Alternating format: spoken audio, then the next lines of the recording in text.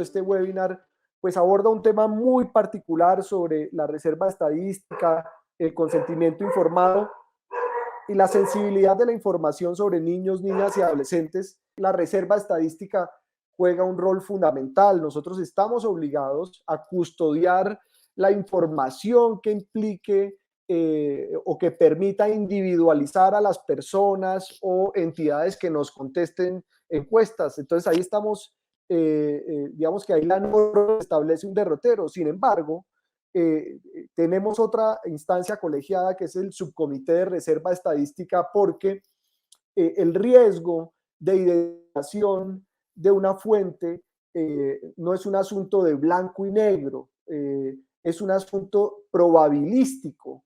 O sea, tenemos que calcular que con la información que dispone la sociedad y la información que está disponible en el público con otras bases de datos, ¿qué probabilidad hay de individualizar a una persona en particular? Y eso también requiere instancias colegiadas de discusión y cálculos probabilísticos de riesgos de identificación.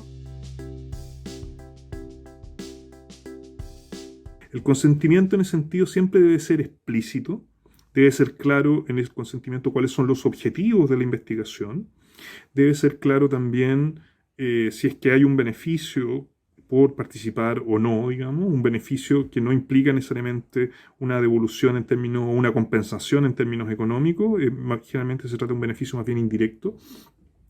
Y por otro lado, la posibilidad que incluso habiendo dado su beneficio, la persona menor de 18 años que ha dado su asentimiento o su consentimiento puede, a mitad de la entrevista, volver a replantear las condiciones. Es decir, puede desistir de continuar la entrevista.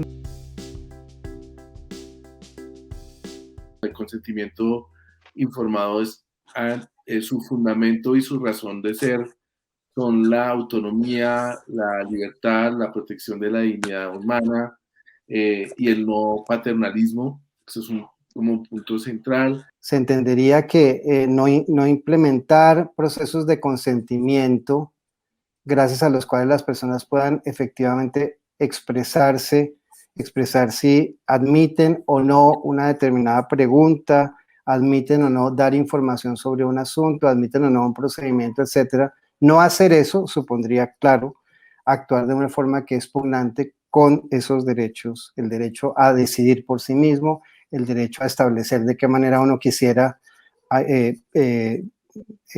lograr bienes para uno de acuerdo con su criterio, etcétera. Me parece que esta noción de competencia, que precisamente lo que permite es observar y poder determinar el nivel de discernimiento, de comprensión de la información, de proyección de las consecuencias, de asegurarse que no hay coacción, que también ese es un tema súper importante, digamos que habilita esta posibilidad de escuchar y de visibilizar las necesidades de niños, niñas y adolescentes en situaciones de especial vulnerabilidad. No podría recomendar que no hubiera un consentimiento informado. Eso no implica que tiene que haber un documento firmado, sino que, nuevamente, habría que buscar cuál es un sistema a través del que quede una suerte de registro fehaciente. Hay que preparar muy bien a los encuestadores para afrontar estas situaciones.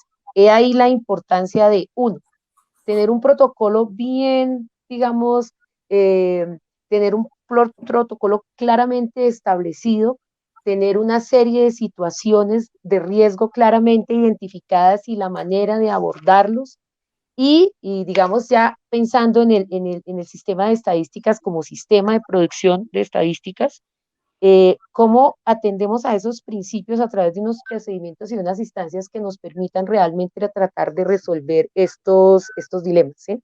Quedan las preguntas abiertas de los riesgos que tenemos en la estructura de valores, los prejuicios y las competencias de los encuestadores para implementar estas consideraciones a la hora de cuidar de la dignidad y de los derechos de los niños, niñas y adolescentes. La ejecución de la encuesta también cargamos, ¿sí?, con las limitaciones y restricciones del propio encuestador, y es un asunto que me gustaría que pudiéramos desarrollar en otro momento, para que en la selección y en la capacitación y en la supervisión podamos tener mecanismos que garanticen la dignidad y derechos de niñas y encuestadores, pero también que ellos, los ciudadanos en general, tengan mecanismos de defensa frente a encuestadores que violen, dijéramos, el código de ética detrás de ejecutar esta operación.